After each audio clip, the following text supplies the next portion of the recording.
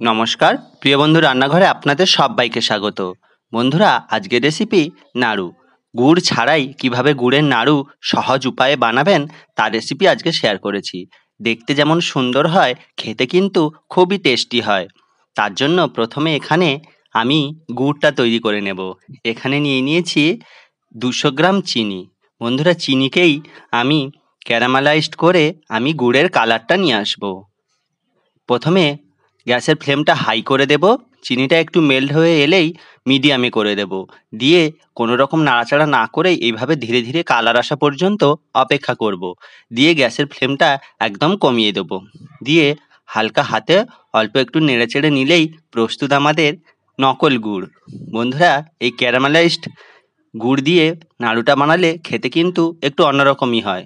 এখানে কিন্তু গ্যাসের ফ্লেমটা বেশি হলে এটা পুড়ে যাবে, তখন কিন্তু খেতে একদমই ভালো লাগবে না। এবার এর মধ্যে দিয়ে দিলাম একটা বড় সাইজের নারকেলের কোড়া। এখানে কিন্তু কোনো রকম জল ব্যবহার করা যাবে না। এবার এর সঙ্গে খুব ভালোভাবে মিশিয়ে নিতে হবে। এই সময় কিন্তু মনে রাখতে হবে গ্যাসের ফ্লেমটা একদম লো করে দিতে হবে। দিয়ে ধীরে ধীরে নারকেলটা এর সঙ্গে আমি মিশিয়ে নিলাম এবং সেদ্ধ হওয়া পর্যন্ত অপেক্ষা করলাম। এইভাবে ধীরে ধীরে নাড়াচাড়া করতে করতেই কিন্তু নারকেলটা সেদ্ধ হয়ে যাবে। দেখুন বন্ধুরা, নারকেলটা অনেকটাই আমার জল ছেড়ে দিয়েছে আর অনেকটা সেদ্ধ হয়ে গেছে। এবার এর মধ্যে আমি দিয়ে দেব স্বাদ বাড়ানোর জন্য বেশ কয়েকটা এলাচ। এর গন্ধটাও কিন্তু খুব ভালো হবে। দিয়ে খুব ভালোভাবে আরেকবার এটাকে মিশিয়ে নিচ্ছি। বন্ধুরা, এমনি গুড়ের নাড়ুর থেকে এই ক্যারামেলাইজড নাড়ুর কালারটা কিন্তু অসাধারণ হয় দেখতে।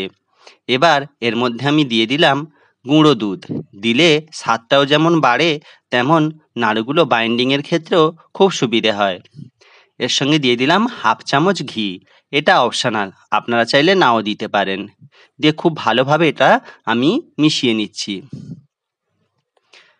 দুধটাকে খুব ভালো করে মিশিয়ে নিতে হবে, কোনোভাবে যাতে দোলা দোলা অংশ না থেকে যায়।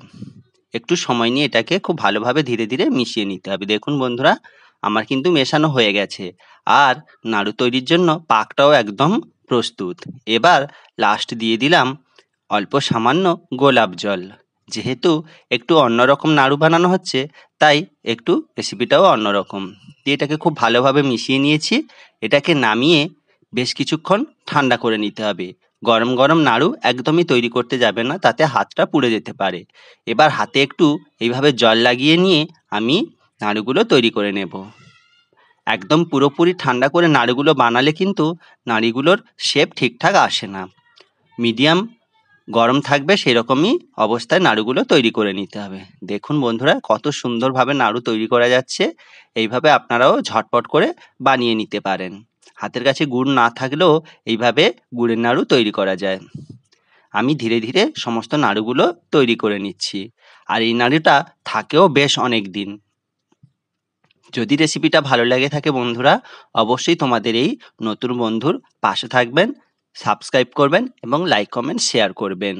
আমার নাড়ুগুলো একদম প্রস্তুত হয়ে গেছে।